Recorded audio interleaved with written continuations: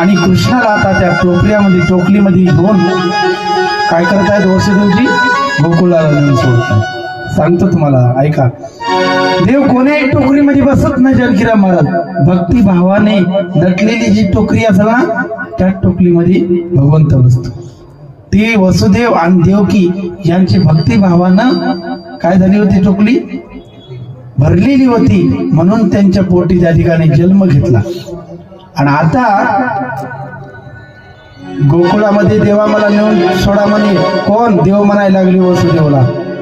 नंदाच्या घराला मजणे येई गोकुळाला.